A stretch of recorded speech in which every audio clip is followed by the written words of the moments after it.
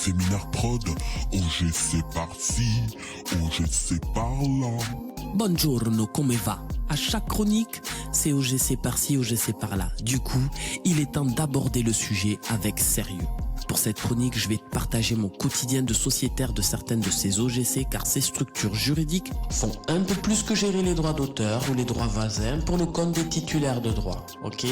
En y adhérant, tu les mandates pour la gestion des droits générés pour l'exploitation de ton répertoire musical. Mais ce que je trouve important, c'est que tu as accès à des ressources juridiques et aussi des actions sociales en faveur des membres, quoi. Attention. Chaque OGC est associé à des collectes de droits spécifiques. Pour cette chronique, je vais juste m'arrêter sur celles qui sont intéressantes pour les artistes producteurs. Que nous sommes. Et éditeurs indépendants, bien sûr que nous sommes. Ce n'est pas une obligation, mais comme je te le disais, ma maison d'édition adhère à différents organismes de gestion collective, mais en tant qu'artiste, auteur et interprète, j'ai également dû adhérer en tant que personne physique à certaines OGC. Donc tu vois déjà que là, on commence à rentrer dans le sérieux. Attention, je le rappelle, je ne suis pas formatrice. Donc je ne vais pas te détailler les procédures d'adhésion ou de collecte, mais plus te faire mon retour d'expérience sur les effets de mes adhésions. Vous avez dit OGC ? Bon, je ne vais pas faire une dissertation sur ce que sont les OGC. Il y a déjà beaucoup de ressources en ligne, mais plus te dire pourquoi et comment j'ai adhéré à ces organismes. Ce qu'il faut retenir pour donner suite à la chronique précédente, c'est que vu la diversité des droits et potentiels redevances et revenus d'exploitation, en déléguant la gestion de cela aux OGC, tu es sûr qu'ils peuvent peser un minimum face aux plateformes et aux réseaux sociaux, ce qui n'est pas notre cas, tu vois. Même la superstar du fin fond de ton village, elle peut pas. Soyons sérieux 5 minutes. Tout le temps, je me dis, mais comment se développer artistiquement si tu passes tes journées dans des questions de gestion financière et affaires juridiques? Comment faire la promotion? Comment gagner des auditeurs? Comment, toujours comment, hein? Et si on se demandait un peu pourquoi? OGC, alors attention, tout n'est pas aussi simple car adhérer à une OGC, c'est protéger ses droits pour espérer bénéficier d'une rémunération équitable, mais ceci se fait en fonction du nombre d'exécutions et parts de marché que représente ton répertoire au catalogue. Tu peux aussi le voir comme un plan retraite en misant sur le temps. Je m'explique. Tes œuvres sont des actifs valorisables sur la durée, ne l'oublie pas. Hein? On est rider investisseur. Je n'arrête pas de le dire à chaque chronique, mais je suis cette fameuse rideuse retraitée. Ça veut dire que je décide de miser sur le temps, les skills. Voilà. Ouais, mais adhérer à quel OGC? C'est compliqué, hein? Attends, te fais pas des nœuds au cerveau, moi-même je maîtrise pas encore parfaitement le sujet. Mais en fonction de ta spécialité, tu trouveras ton bonheur. Mais en ce qui nous concerne, je dirais qu'à minima, tu dois être SACEM pour identifier tes ayants droit, SPPF pour décider des modes d'exploitation du master, Spedidam pour autoriser l'exploitation en tant qu'interprète et Adami. Au moins, tu vois. Pour rappel, à notre niveau, nous sommes multicasquettes sans signature du coup, on fait pas mal de choses et en y adhérant pour ma part, j'y vois plus clair sur l'obligation de ma maison d'édition envers la personne physique que je reste, bien sûr. Et ça me donne aussi une vision sur les OGC qui peuvent être intéressantes aussi pour moi, toujours dans une optique de protection.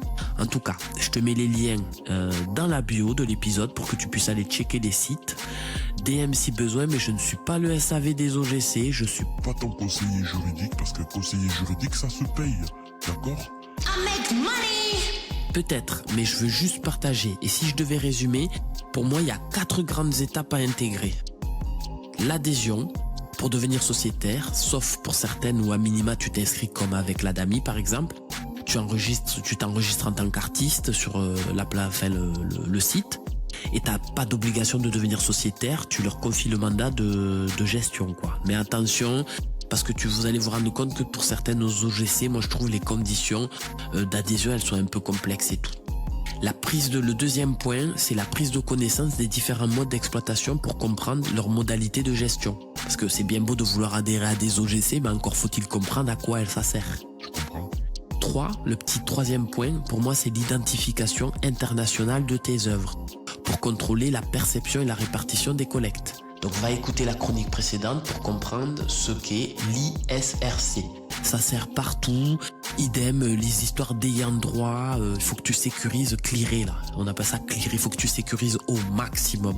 Et quatrième point, le dépôt de ton répertoire selon les modalités et conditions prévues dans les statuts et règlements de ces OGC. C'est-à-dire qu'une fois que tu as passé les 3 premières étapes, là maintenant il va falloir commencer à parler dépôt d'œuvre, je vous confie ceci, je vous confie cela, et on va te demander, mais avez-vous le contrat qui vous autorise à enfin bon. Écoute, ça vaut le coup, tu le feras une fois et après en fait tu commences à être rodé. Mais voilà, c'est important de sécuriser son activité. Ok, OGC c'est la famille alors? Oh, pop, pop, tu connais, dans toutes les familles, il y a des problèmes. Mais ce qui est intéressant, c'est que tu vas pouvoir participer au conseil d'administration de ces OGC. Tu vas pouvoir comprendre les prises de position, surtout en matière de réglementation, et tu vas surtout développer un réseau. Tu vas aussi te professionnaliser et sécuriser ton activité, car chaque OGC prévoit des avantages pour ses membres. Des formations, des actions sociales, des bons plans, des subventions, enfin tu connais le pays toujours. Toujours va t'imposer quand même des conditions. Ne te donne pas l'argent comme ça. Alors, je ne peux pas tout balayer parce que je ne suis pas formatrice, mais je referai une série de chroniques pour identifier toutes les OGC intéressantes pour l'artiste indépendante que tu es. Mais je pense qu'à minima, il faut commencer par pôle d'activité.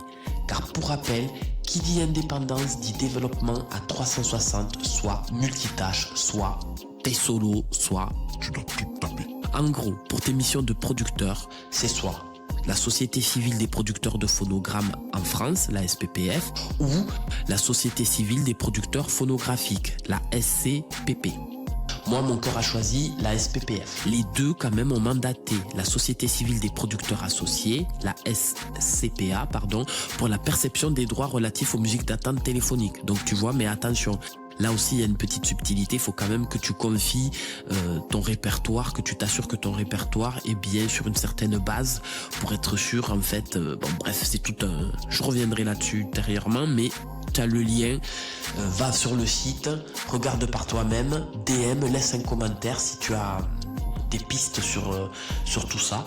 En tout cas, pour tes activités d'artiste-auteur, c'est la Société des auteurs, compositeurs et éditeurs de musique, la SACEM. T'as aussi la Société des auteurs des arts visuels et de l'image fixe, la SAIF, parce qu'il faut pas oublier qu'on fait des canevas, etc. là pour Spotify et autres. Et la Société civile des auteurs multimédia, la SCAM aussi. Bon. Voilà, après il faut voir. Parce que tu peux aussi parfois adhérer à certaines sociétés, bon, à vérifier, en dehors de la France, mais c'est à vérifier, toujours à vérifier. Et en tant qu'artiste-interprète, t'as l'ASPEDIDAM et l'ADAMI. Bon, l'ASPEDIDAM, elle perçoit également avec l'ADAMI, je sais, donc l'ADAMI, Société pour l'administration des droits des artistes et musiciens interprètes, là, l'ASPEDIDAM, et tout ça, ce sont ça leurs missions. Elles perçoivent donc, comme je te disais conjointement, la part revenant aux artistes interprètes, tu sais, pour la partie rémunération, pour copie privée des phonogrammes et vidéogrammes. Et de la rémunération due aussi pour la radiodiffusion et toute communication au public de tes phonogrammes, tu vois, que tu vas envoyer dans le commerce, pardon. Bon, que les artistes soient ou non associés, les deux organismes de gestion collective vont gérer les droits des artistes interprètes. Ils sont là pour ça, veiller à tes droits. Par contre, va regarder les conditions d'admission parce que ça se corse un peu, c'est un peu exigeant, donc voilà. Et c'est le rôle normalement aussi du producteur. C'est pour ça que je te dis que c'est important un petit peu de connaître, de savoir. Parce que tu dis, oh ben non, moi je veux pas adhérer. Mais en réalité, il y a quand même des choses en fait que tu vas devoir faire. Qui sont prévues dans la loi. Tu connais toujours la règle. Donc, moi je me dis, je vais continuer à bien creuser, me former pour comprendre toutes les petites subtilités. DM et partage si tu as toi aussi des petites subtilités à nous partager. Attention, ce n'est pas une obligation, je le répète. Moi, je te fais juste un retour d'expérience. Je te conseille de prendre contact avec toutes ces OGC pour voir l'opportunité d'une adhésion et si cela rentre dans ta stratégie de développement, constitue ton répertoire en identifiant le type d'œuvre à leur confier. Hyper important. Abonne-toi sur Spotify si tu veux écouter les premiers épisodes. Laisse une note afin de faire exister l'indépendance, tu connais, ou sinon... Nous sommes noyés dans la masse. Et bien sur YouTube, pareil, abonne-toi pour découvrir l'ensemble de l'univers Féminard Prod sur ma chaîne Artiste. En résumé, comment autoriser ? Moi je me dis, il faut adhérer à une OGC, c'est une façon de développer tes compétences en matière de gestion d'œuvre. Parce que c'est pas parce que tu leur confies que tu n'auras pas à gérer ton répertoire. Tu auras quand même besoin de mettre en place une vraie stratégie de gestion. Comme un stock, quoi. Tu vas devoir légaliser tes contrats et identifier tous les ayants droit de tes œuvres. Hyper important parce qu'en vrai tu ne peux pas exploiter si tu n'as pas les autorisations. Et tu vas devoir mandater les OGC et si besoin, moi je te dis, tu peux confier ton répertoire à un éditeur pour sa gestion administrative et juridique. Si tu n'as pas envie de t'occuper de tout ça, parce qu'en réalité la signature c'est ça, c'est tu es signé, tu t'occupes de rien, il s'occupe de tout si ce n'est te préparer pour la scène et récupérer ton chèque. C'est tout un concept. N'oublie pas en tout cas de laisser un commentaire si comme moi tu es un artiste investisseur, entrepreneur et que tu as besoin de comprendre la gestion de tes œuvres. Ou dis-moi à quel autre OGC il faut adhérer pour exploiter au maximum les possibilités de perception de redevances. C'est le clap de fin. Sonorité, n'oublie pas de partager. Ok. Girl Boss.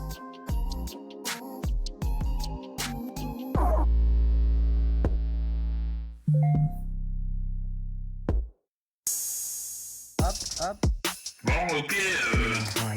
Ride. On fait quoi maintenant? Allô? Je sais. Si le RN passe... Après ces résultats, Oh non! On dit quoi? Mais qu'est-ce que tu veux? et maintenant.